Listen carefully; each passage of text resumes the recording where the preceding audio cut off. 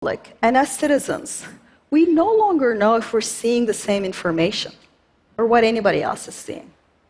And without a common basis of information, little by little, public debate is becoming impossible. What a daunting task, how to ethically influence people. And what a weird thing that this industry that didn't exist 20 years ago has such a, I mean, think about life on Earth.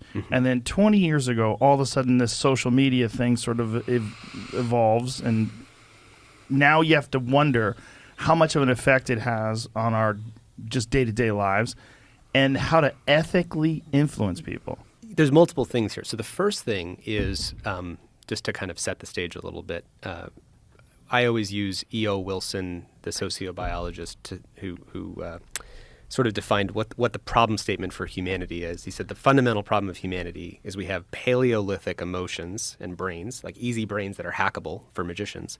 We have medieval institutions, government that's not really good at seeing the latest tech, whether it was railroads or now social media or AI or deepfakes or whatever's coming next. And then we have godlike technology. So we have Paleolithic emotions, medieval institutions, godlike technology. You combine that fact, that's the fundamental problem statement. How do we wield the power of gods without the love, prudence, and wisdom of gods? Which is actually something that Daniel taught me. And then you add to that the race to the bottom of the brainstem for attention. What is their business model? Just to review the basics, everybody knows this now, but it's engagement. It's like, how do I get that attention at all costs? Yeah. So algorithms is one piece of that, meaning when you're on a news feed, like, I don't want to just show you any news. I want to show you the most viral, engaging, like longest argumentative comment threads news, right? So that's like pointing $1 trillion market cap AI at your brain, saying, I'm going to show you the next perfect boogeyman for your nervous system, the thing that's going to make you upset, angry, whether it's masks, vaccines, Frances Haugen, whatever the thing is, it will just drive that over and over again and then repeat that thing. And that's one of the tools in the arsenal to get attention, is that the algorithms.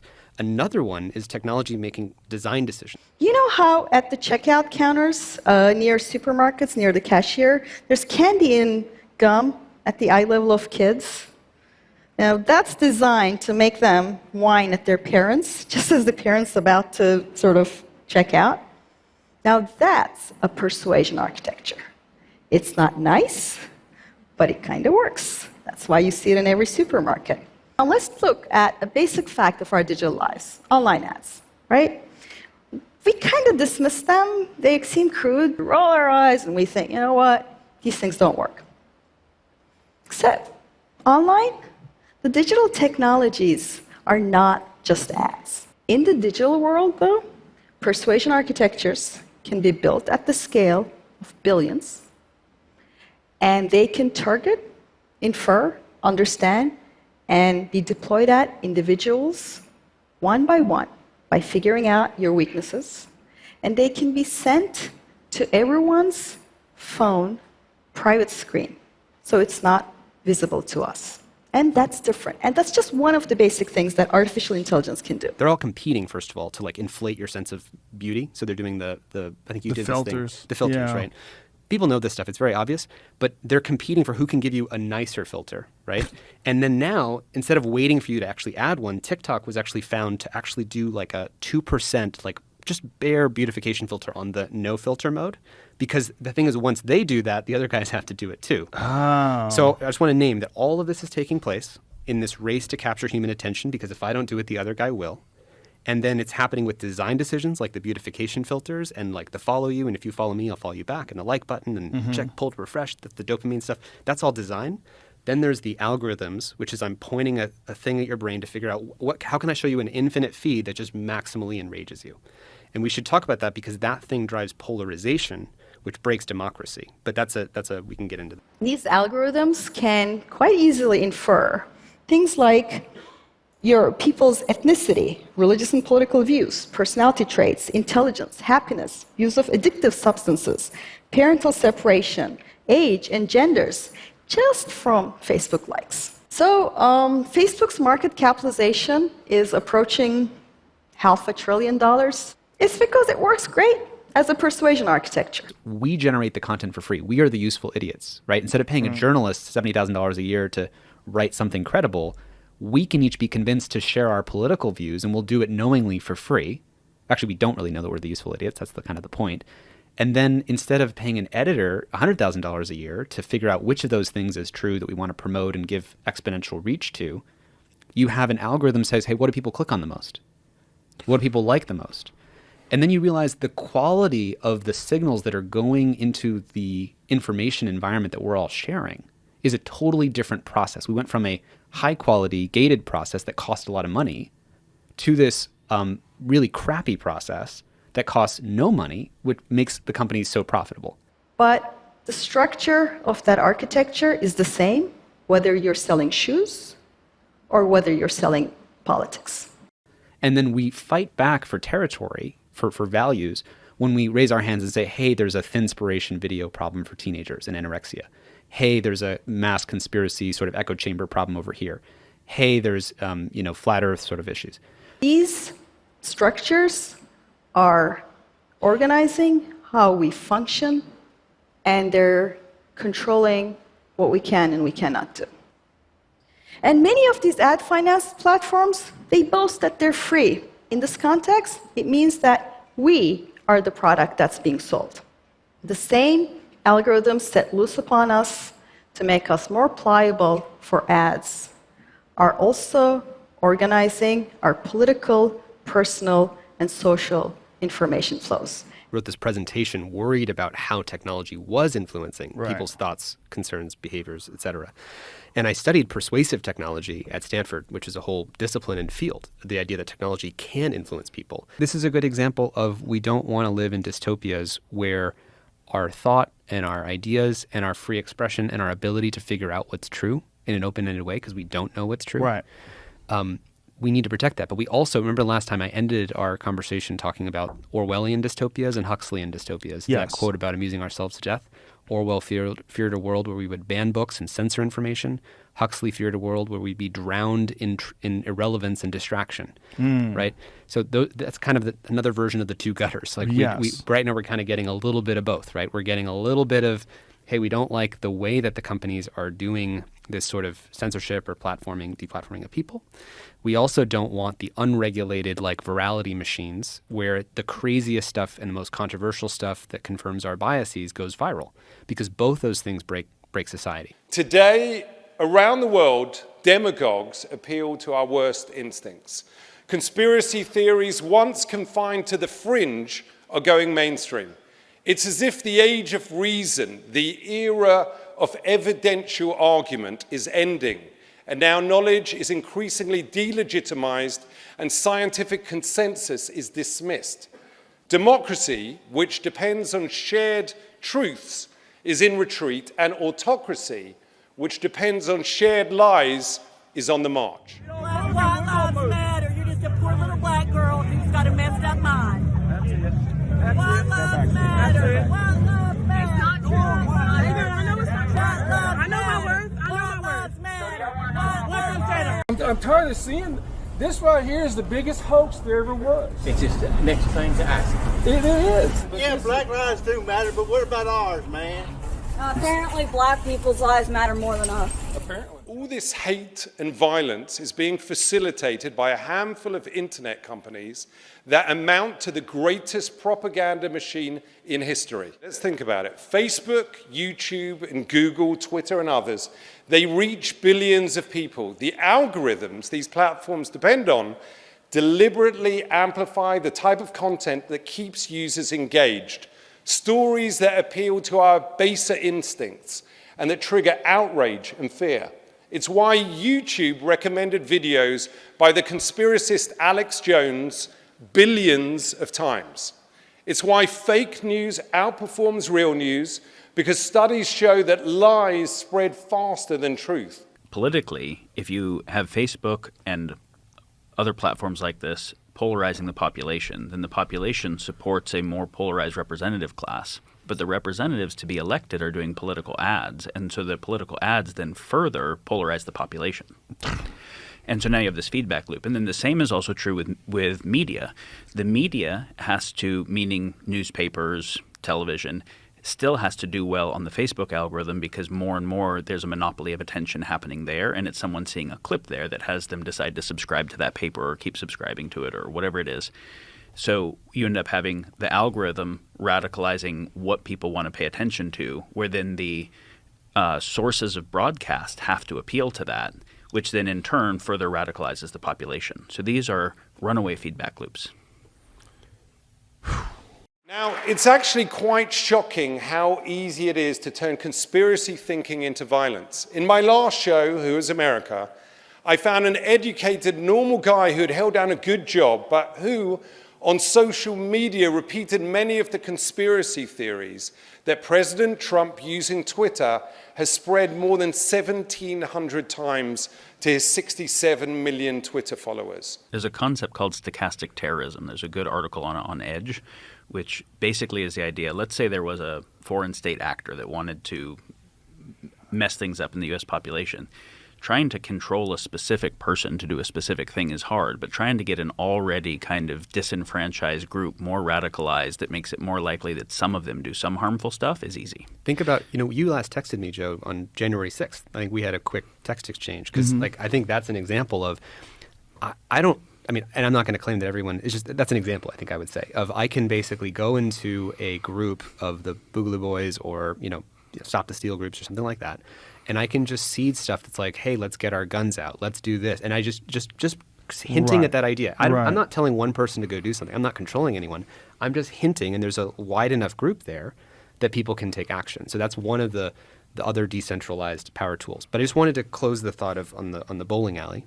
We've got the bowling alley. One gutter is like, let's lock it down with surveillance. Let's lock it down with Mark Zuckerberg controls everything. Let's lock it down with the government tells us what we can and can't do on computers. And the other gutter, which is the decentralized power for everyone, which without people having the wisdom to wield that godlike power, or not evidence in people's own usage of it right now. Also, we've incentivized people to do destructive things just for likes. Right. So in certain places there is an incentive for those things to happen. It's not just by accident. It's like by design and incentivized. Yeah. Wait, what you just said is super important. It's a population that is getting continuously more radicalized on all sides that simultaneously has continuously more powerful tools available to them in a world that's increasingly fragile.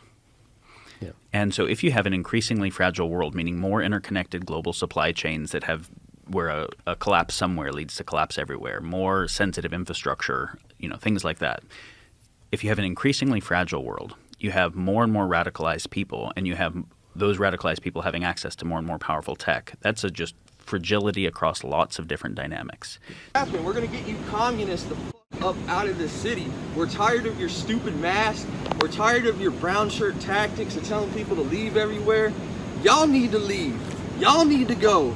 Y'all are being paid to say this. You don't give a fuck about nobody except your paycheck. So f off. It's going to be a war soon if you keep it up. We have decreasing ability to make shared sense of the world. And in any kind of democratic society, if you can't make shared sense of the world, you can't act effectively on issues.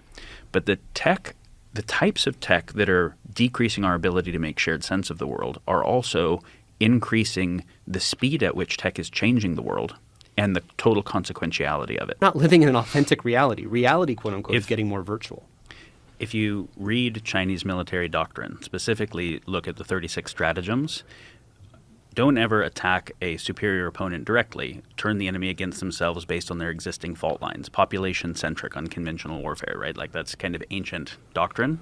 It's just Facebook makes that amazingly easy because it automatically already puts people into tribal groups that whatever the content is in that group is going to keep getting upregulated, optimizes for inflammation and tribal identity and those types of things. And so you don't have to kinetically attack a country to make the country so turned against itself that the polarized population supports a polarized representative class, which means you get gridlock on everything, which means you can't do effective governance, which means another country that does autocratic governance just wins geopolitically. Yeah. And I was talking with someone in government pretty high up about this, and I said, I had said my thing, bullets aren't going to destroy this country. Al-Qaeda is never going to destroy this country.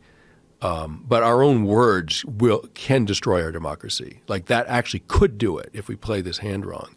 And I said that makes partisan rhetoric actually a matter of national security? That are run by liberal Democrats in every case is the predictable result of years of extreme indoctrination and bias in education, journalism, and other cultural institutions. Against every law of society and nature, our nation is witnessing a merciless campaign to wipe out our history, defame our heroes, erase our values, and indoctrinate our children.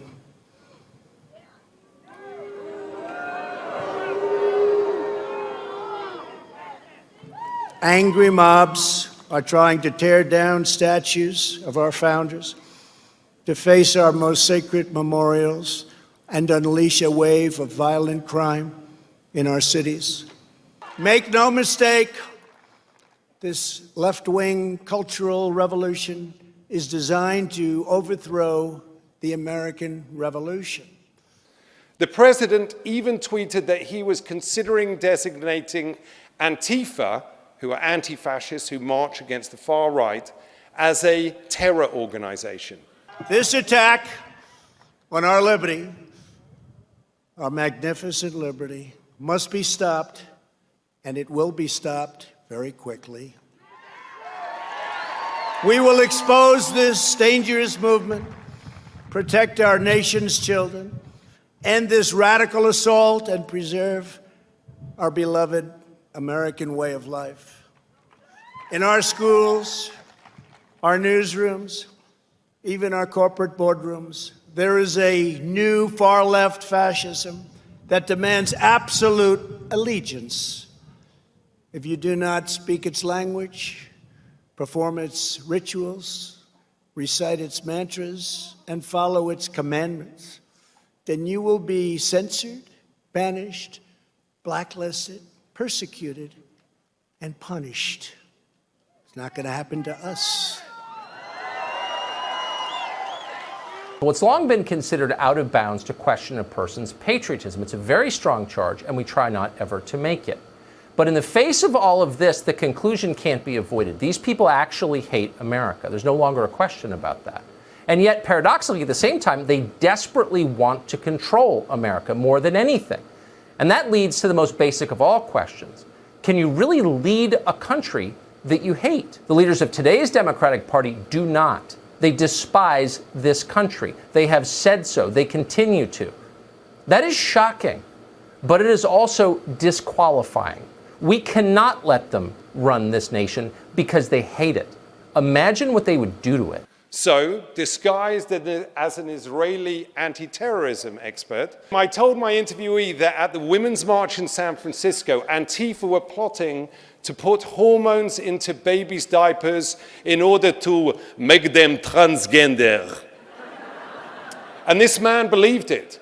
I instructed him to plant small devices on 3 innocent people at the march and explained that when he pushed a button, he'd trigger an explosion that would kill them all.